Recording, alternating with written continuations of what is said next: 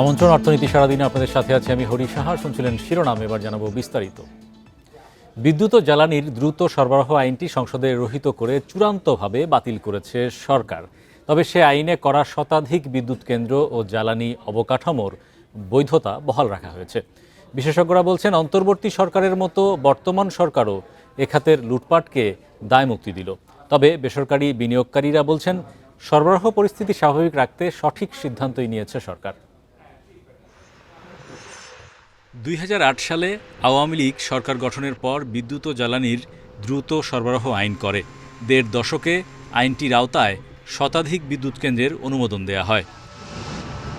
10 April ত্রয়োদশ জাতীয় সংসদের প্রথম অধিবেশনে পাশ হয় বিদ্যুৎ ও জ্বালানির দ্রুত সরবরাহ আইন 2010 রহিতকরণ আইন। এর মাধ্যমে দায়মুক্তি আইনটি চূড়ান্তভাবে বাতিল হয়। তবে রহিতকরণ আইনে চলমান প্রকল্পগুলো অব্যাহত থাকবে। বৈধ বলে গণ্য হবে বিশেষ আইনে করা সকল বিদ্যুৎ চুক্তি। বিতর্কিত আইনের চুক্তি ও প্রকল্পগুলোকে বৈধতা দেওয়ার বিষয়ে আপত্তি তুলেছেন বিশেষজ্ঞরা। এই রকম কার্যক্রমের বৈধতা দিলে ভোক্তাদের স্বার্থ কি করে সুরক্ষা হয়? ভোক্তাদের স্বার্থ তো সুরক্ষার প্রশ্নই ওঠে না। ভোক্তাদের লুণ্ঠনের ক্ষেত্রটাকে প্রশস্ত করে দেওয়া হলো এবং এই প্রক্রিয়া আগামীতে অব্যাহত থাকবে এবং এটা বলতে পারেন যে একটা রেফারেন্স হয়ে গেল যে এটা বৈধতা পাওয়া মানে হচ্ছে এই খাত অন্ধকারে ডুবে গেল। দেশে বিদ্যুৎ সরবরাহে বেসরকারি খাতে নির্ভরতা 50 ভাগেরও বেশি। এ খাতে দেশি বিদেশি বিনিয়োগ কয়েক বিলিয়ন ডলারের। এসব প্রতিষ্ঠান মনে করে বিদ্যমান চুক্তিগুলো অব্যাহত রাখা সরকারের সুচিন্তিত সিদ্ধান্ত। আইপিপিগুলো have invested millions and billions of dollars in establishing these power plants. হঠাৎ করে তো সরকার এই এগ্রিমেন্টকে ডিসঅনার করে এটা বন্ধ করতে কোনোভাবে পারে না। সো এটা ইজ গুড দ্যাট অন্তত যেগুলো এগ্রিমেন্ট এক্সিস্টিং ছিল এগুলো চলমান আছে। তো আমাদেরও বেশ কিছু প্ল্যান আছে, সবারই আছে। তো এগুলো আমাদের পিপিএ যে পিরিয়ডটা, সেই পিরিয়ড পর্যন্ত আমরা বিদ্যুৎ উৎপাদন করে যাবো এবং দেশে তো বিদ্যুতের চাহিদা আছে। বিদ্যুৎ খাতে গত কয়েক বছর ধরেই বাড়ছে ক্যাপাসিটি চার্জের চাপ। এমন অবস্থায় বিশেষ আইনে করা চুক্তিগুলো জনস্বার্থে পর্যালোচনার ক্ষমতাও রয়েছে সরকারের। চুক্তি মেনে পদক্ষেপ নিলে তাতে আপত্তি নেই বিনিয়োগকারীদেরও। সরকার আমাদের বিলটা পরিশোধ করাটাই প্রথমে তাদের উচিত হবে। তারপরে যদি আরো যদি পিপিএ অনুযায়ী নেগোশিয়েট করার কোনো স্কোপ থাকে। Hari Saha, independent news, Dhaka. বাজারে সিন্ডিকেট ভাঙতে সরকার পরিকল্পিতভাবে এগোচ্ছে। সরবরাহ ব্যবস্থায় এআই প্রযুক্তি চালুর উদ্যোগ নেওয়া হচ্ছে বলে জানিয়েছেন বাণিজ্যমন্ত্রী। সোমবার রাজধানীতে কোরবানির ঈদ উপলক্ষে টিসিবির স্বল্প মূল্যের পণ্য বিক্রি কার্যক্রম উদ্বোধন অনুষ্ঠানে তিনি এসব কথা বলেন। মন্ত্রী জানান, গত বছরের চেয়ে এবছর টিসিবির বিক্রি কার্যক্রম 40% বাড়ানো হয়েছে। নিম্ন আয়ের মানুষকে কিছুটা স্বস্তি দিতে কোরবানির ঈদ সামনে রেখে স্বল্প মূল্যে তেল, চিনি ও ডাল বিক্রির কার্যক্রম শুরু করেছে টিসিবি। এ কার্যক্রমের উদ্বোধন শেষে বাণিজ্যমন্ত্রী বলেন, বাজারে সিন্ডিকেটের দৌরাত্ম্য কমিয়ে সরবরাহ ব্যবস্থা আরও কার্যকর করা হবে। এছাড়া আমদানি থেকে খুচরা পর্যায় পর্যন্ত পুরো প্রক্রিয়া এআই প্রযুক্তির আওতায় নেওয়া হবে। মার্কেটকে ম্যানিপুলেট করতে না পারে সেজন্য আমরা অত্যন্ত পরিকল্পিতভাবে এগোচ্ছি। একেবারে আমদানি পর্যায় থেকে শুরু করে রিটেইল সেল পর্যন্ত এই পুরো সাপ্লাই চেইনটিকে আমরা একটা এআই মডেলের মধ্যে নিয়ে আসব। মন্ত্রী জানান, টিসিবির আগের তালিকায় অন্তর্ভুক্ত 1 কোটি উপকারভোগীর মধ্যে প্রায় 59 লাখের তথ্য প্রশ্নবিদ্ধ ছিল। যাচাই বাছাইয়ের মাধ্যমে বর্তমানে গ্রহণযোগ্য পদ্ধতিতে 80 লাখ প্রকৃত উপকারভোগী নির্বাচন করা হবে বলেও জানান মন্ত্রী। নতুনভাবে একটি প্রশ্নহীন পদ্ধতিতে উপকারভোগীদের নির্বাচন করার মাধ্যমে আজকে পর্যন্ত আমরা সেই সংখ্যা 80 লাখে এনে পৌঁছেছি। আরও 20 লাখকে সেই তালিকার মধ্যে অন্তর্ভুক্ত করা হবে। ঈদ উপলক্ষে টিসিবি 480 টাকার বিশেষ প্যাকেজ দিচ্ছে। এতে থাকছে 2 লিটার তেল 260 টাকায়, 1 কেজি চিনি 80 টাকায় এবং 2 কেজি ডাল 140 টাকায়। এ সময় ভোজ্য তেলের দাম বৃদ্ধিতে অসন্তোষ জানান ক্রেতারা। তেলের দামও 30 টাকা বাড়াইছে, তারপর ডালের দামও 20 টাকা 10 টাকা বাড়ছে, চিনির দামও 20 টাকা বেড়ে গেছে। আসলে এখানে 2টা পয়সা সেভ হওয়ার জন্য আমি এখানে আসছি। একটু পণ্য পাবো, 2টা পয়সা আমার বাঁচবে, এই আর কি। 50 টাকা বাঁচলে 50 টাকা দিয়ে একটা আলু কিনতে পারি বা একটা পেঁয়াজ কিনতে পারি, এইভাবে আমরা চলতাছি আর কি। রাজধানী ঢাকায় 50টি সহ সারা দেশে 720টি ভ্রাম্যমাণ ট্রাকের মাধ্যমে প্রতিদিন টিসিবির পণ্য বিক্রি করা হবে। এ কার্যক্রম চলবে আগামী 21 মে পর্যন্ত। মেহেদী হাসান, ইন্ডিপেন্ডেন্ট নিউজ, ঢাকা। আমলাতান্ত্রিক জটিলতার জন্য কার্যকর হয় না কোনো ব্যবসা বান্ধব নীতি।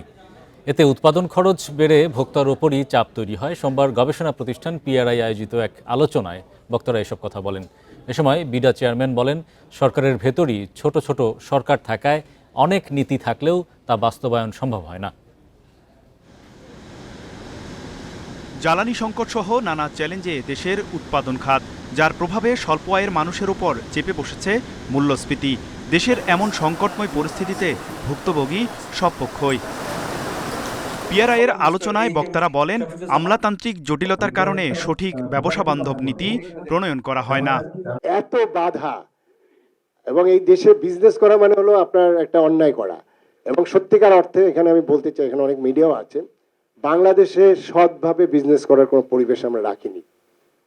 এই যে সৎভাবে পরিবেশ রাখিনি, এটির জন্য দায়ী কারা? হ্যাঁ, আমরা আমলাতন্ত্র এটার জন্য একটা বড় অংশ দায়ী। আমরা যদি সময় মতো চেঞ্জটা না করতে পারি এবং ট্রেড ওপেননেসটা না করতে পারি, ওই যে 3 লক্ষ কৃষককে বাঁচাতে গিয়ে আপনি 18 কোটি মানুষকে এম্পাওয়ার করে ফেলছেন। তারা এনবিআরে যান, মন্ত্রীর সাথে দেখা করেন, সব লবিং করেন, ভাই আমাদের এই ডিউটিটা বাড়িয়ে দেন, ওইটা কমিয়ে দেন, কিন্তু কনজিউমারদের কোনো দে কান্ট অর্গানাইজ লবিজ। কর্মসংস্থান ও বিনিয়োগের জন্য নীতি থাকলেও তার বাস্তবায়ন নেই জানিয়ে বিডার চেয়ারম্যান বলেন, নানা প্রতিবন্ধকতা নিয়েও সরকার কাজ করছে। প্রত্যেকটা ধাপে মার্কেটে যাওয়া থেকে ওই জার্নি থেকে শুরু করে ওখানে কিনে নিয়ে আসার ধাপে যেই ধরনের সমস্যার সম্মুখীন হতে হয়, সেগুলা কিন্তু প্রিন্সিপাল লেভেলে এই সমস্যাগুলা নিয়ে পলিসি আছে, কিন্তু এক্সিকিউশন নেই। পণ্য আমদানি ও উৎপাদন থেকে শুরু করে ভোক্তার কাছে পৌঁছানো পর্যন্ত নানা ভোগান্তির কথাও জানান বিডার চেয়ারম্যান। সরকারের ভিতরে আসলে অনেকগুলো। তৌহিদ রানা, ইন্ডিপেন্ডেন্ট নিউজ, ঢাকা। কোরবানির ঈদে পশুর হাটে জাল নোট শনাক্তকরণ বুথ স্থাপনের নির্দেশ দিয়েছে বাংলাদেশ ব্যাংক। এছাড়া হাটগুলোয় বাণিজ্যিক ব্যাংকের সমন্বয়কারীর নাম ও পদবি 17 মের মধ্যে ইমেইল পাঠানোর নির্দেশও দিয়েছে বাংলাদেশ ব্যাংক। নির্দেশনায় রাজধানীর উত্তর ও দক্ষিণ সিটি কর্পোরেশনে কোন হাটে কোন ব্যক্তি দায়িত্ব পালন করবে তা নির্ধারণ করে দেওয়া হয়েছে। আর ঢাকার বাইরের পশুর হাটগুলোর দায়িত্ব সংশ্লিষ্ট বাংলাদেশ ব্যাংক অফিস ঠিক করবে।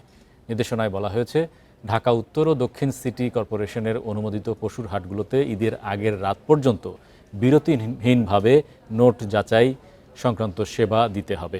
এছাড়া যেসব জেলায় বাংলাদেশ ব্যাংকের শাখা নেই, সেখানে বিভিন্ন ব্যাংকের মধ্যে দায়িত্ব বন্টনের কাজ করবে সোনালী ব্যাংক।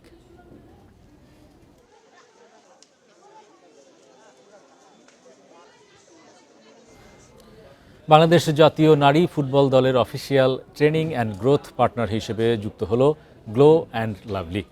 সোমবার রাজধানীর একটি হোটেলে এ বিষয়ে বাংলাদেশ ফুটবল ফেডারেশন বাফুফের সাথে ইউনিলিভারের চুক্তি সই হয়। এই চুক্তির আওতায় আগামী 2 বছর বাংলাদেশ জাতীয় নারী ফুটবল দলের প্রশিক্ষণ ও উন্নয়নের সঙ্গে যুক্ত থাকবে গ্লো অ্যান্ড লাভলি। এর মাধ্যমে খেলোয়াড়দের ব্যক্তিগত উন্নয়নমূলক প্রশিক্ষণ কার্যক্রমেও সহায়তা করা হবে। এছাড়া দলের অফিসিয়াল প্র্যাকটিস ও ট্রেনিং কিট স্পন্সর করা হবে। বাফুফে প্ল্যাটফর্মে গ্লো অ্যান্ড লাভলির লোগো প্রদর্শিত হবে। ভবিষ্যতেও নারী ফুটবলের উন্নয়ন ও খেলোয়াড়দের উন্নয়নে এগিয়ে নিতে নানাবিধ উদ্যোগ নেওয়ার ব্যাপারেও আগ্রহ প্রকাশ করেছে গ্লো অ্যান্ড লাভলি।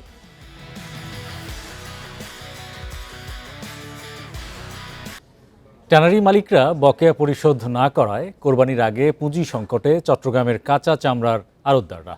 এছাড়া প্রতি বছর ট্যানারি মালিকরা সরকারি দরের চেয়ে কম দামে কাঁচা চামড়া কেনায় লোকসানের শঙ্কায় ব্যবসায়ীরা।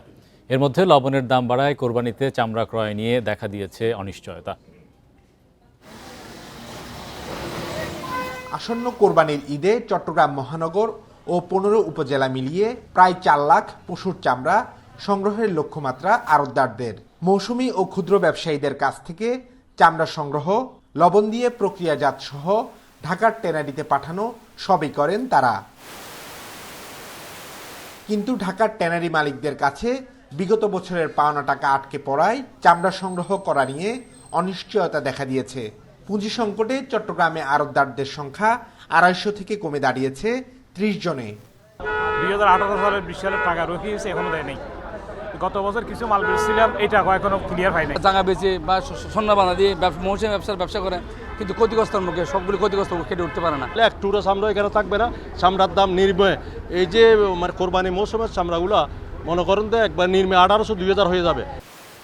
এদিকে চামড়া সংরক্ষণের প্রধান উপকরণ লবণের বাড়তি দাম নিয়ে দুশ্চিন্তায় ব্যবসায়ীরা। প্রতি কেজিতে দাম বেড়েছে 2 টাকা পর্যন্ত। আর প্রতি পিস গরুর চামড়া সংরক্ষণে লবণ ও শ্রমিকের গড় ব্যয় 400 টাকা। এবছর খরচ আরও বাড়বে বলছেন আড়তদাররা। 400 হইতো 470, 470 হইতে 480 খরচা পড়ে। এর পরে আমরা মনে করো আমরা খরিদ করি করার পরে যখন টানা মালিক আসবে আমাদের লোকসান হয়ে যায়।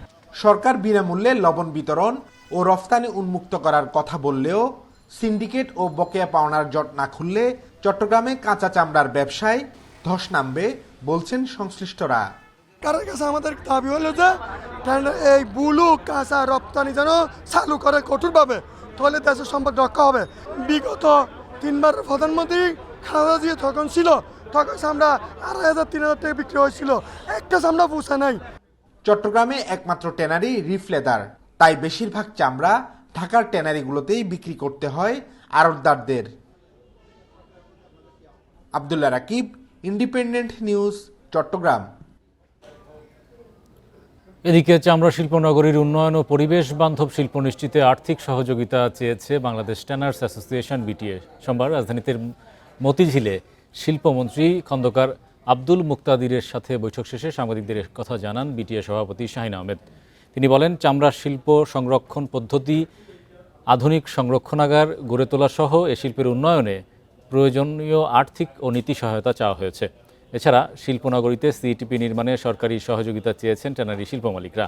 এসব উদ্যোগ বাস্তবায়ন হলে দেশের চামড়া শিল্প আন্তর্জাতিক বাজারে আরও প্রতিযোগিতামূলক হবে এবং রপ্তানি আয়ও বাড়বে বলে আশা খাত সংশ্লিষ্টদের।